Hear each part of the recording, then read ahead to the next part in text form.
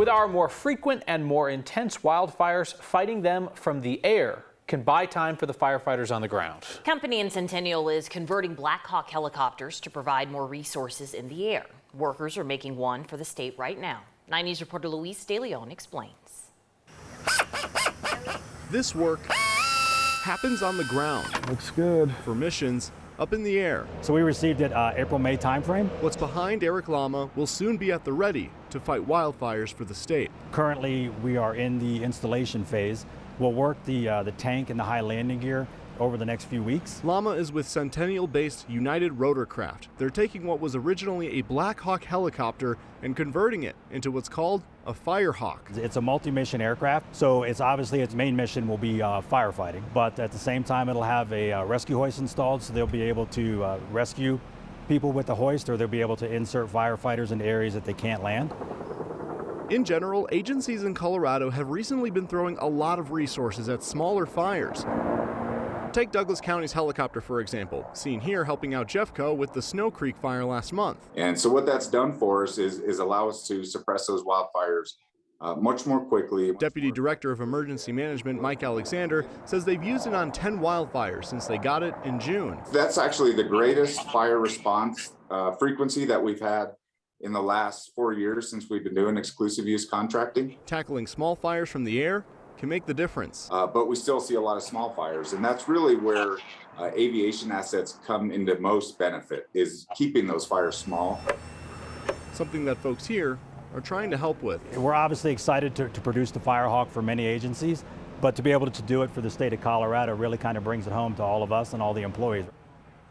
So that Black Hawk helicopter will look like this when it's all said and done. It'll have a 1,000-gallon water tank and can transport up to a dozen firefighters with all of their equipment.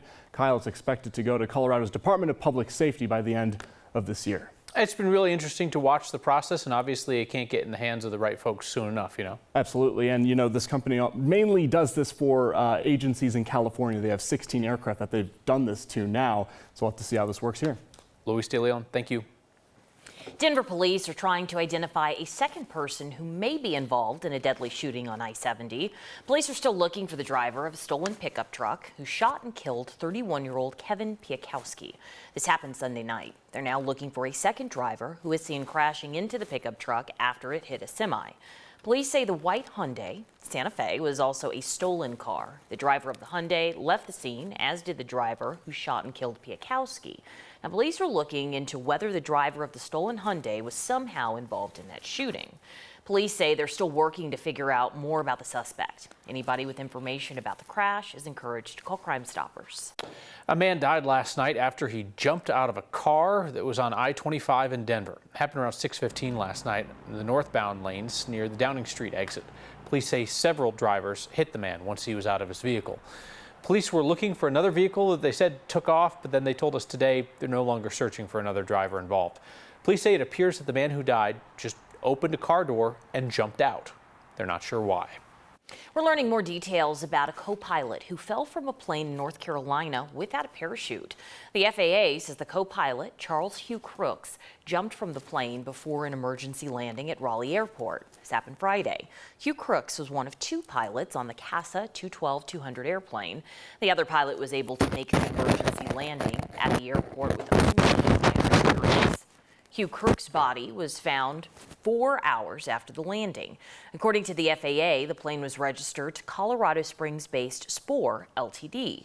It's still unclear why Hugh Crooks jumped out of that plane. Both the FAA and the NTSB say they are leading this investigation.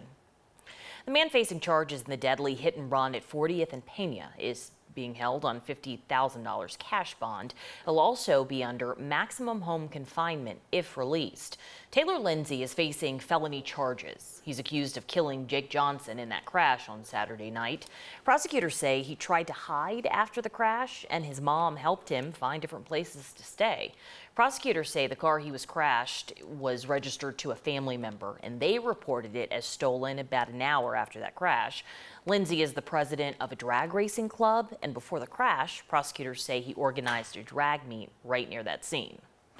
Colorado's best-known election denier spent $250,000 of her supporters' money to learn today that she lost by the exact same margin as the original election result. Republican Mesa County Clerk Tina Peters is now claiming that the recount was also rigged.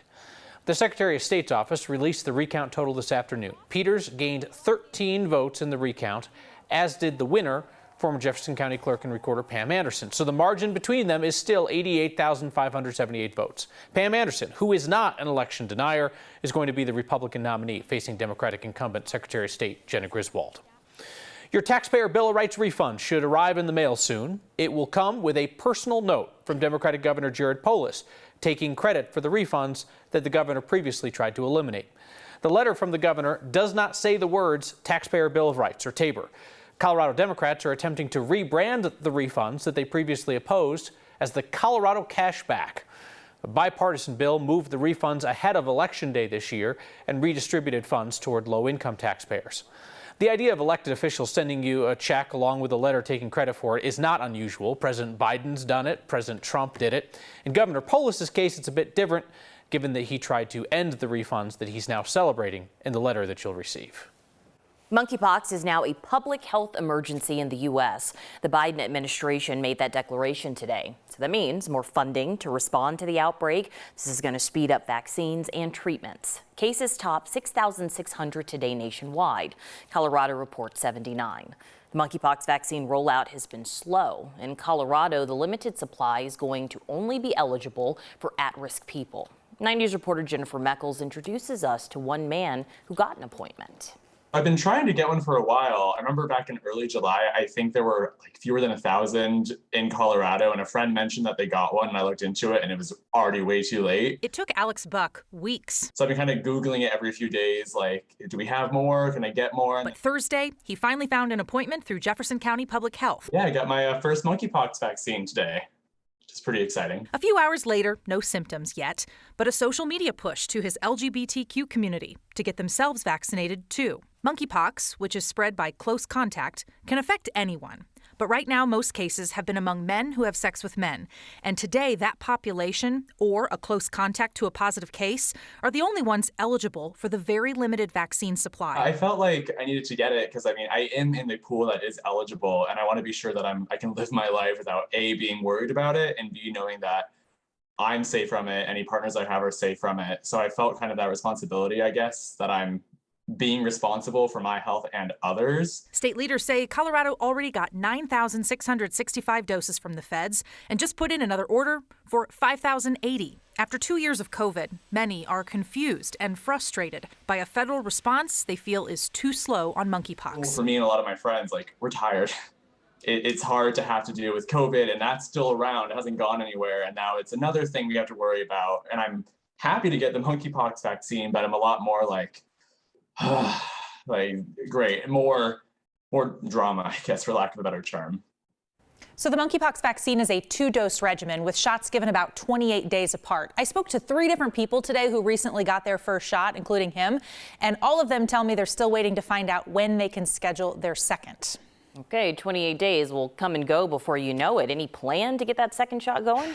It's not really clear. I think part of this might be the lack of supply and trying to get people in for their first dose. I'm not 100% clear on what the state's plan is. It's just the people I've spoken to said they didn't get a clear direction yet. Basically, we'll follow up and let you know what we need to do next kind of communication. Yeah, one shot's better than none, but still. Right. Right? Okay, Jenny, thank you.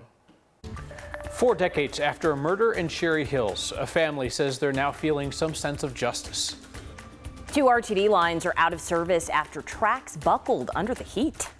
The heat once again on today, and we're heading into record territory tomorrow. How hot does it get, and when do we have a cool off? I'll have those answers on the other side of this break.